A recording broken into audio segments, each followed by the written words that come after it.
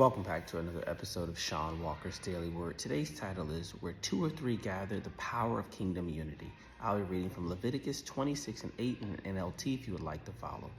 5 of you would chase 100. 100 of you would chase 10,000. All your enemies will fall beneath your sword. Here's what I heard. For where 2 or 3 gather in my name, there I am with them.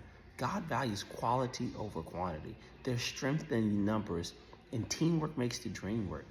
You and God, that's more than enough. But when you partner with people who also walk with God, people with the same fire, same focus, now all things are possible. Mountains don't just move, they crumble. You don't need everybody. You need the right bodies, the right minds, the right hearts.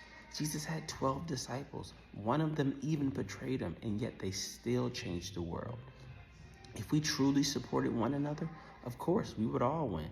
Sounds simple, but people aren't simple. People aren't really surface level as they appear. People are deep. And what sounds easy is often the hardest thing to do. We can gather at funerals, but we can't link up while we're still living. Why can't we do life together? When our brothers and sisters are gunned down in the streets, we want to march and protest and loot and rage. But if all the people are in the streets, who's in an office building? Who's making the change? Who's getting promoted? Who's doing all the things to try to change, be the change, not ask for change, but be the change we need?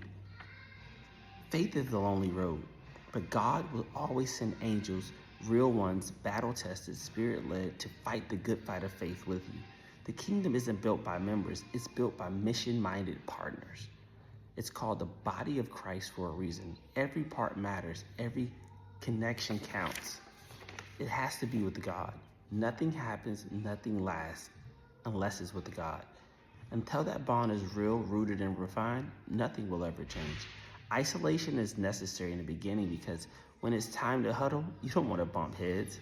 You don't need ego, you need unity. You don't want pride, you want purpose. So ask yourself, are you surrounded by the crowd or are you aligned with what you're called to do? Remember, guys, when you get your team together, when you huddle up, you don't want to bump heads. You don't want to fight. Where 2 or more gather, I am with you. Together we can change the world, but it starts with you changing yourself, you partnering with God. That's the real connection. Doesn't matter how many they are, how big they are. Joseph, David, so many overcame what seemed to be a great deal, a huge battle. I hope this message encouraged you guys. Have a blessed day.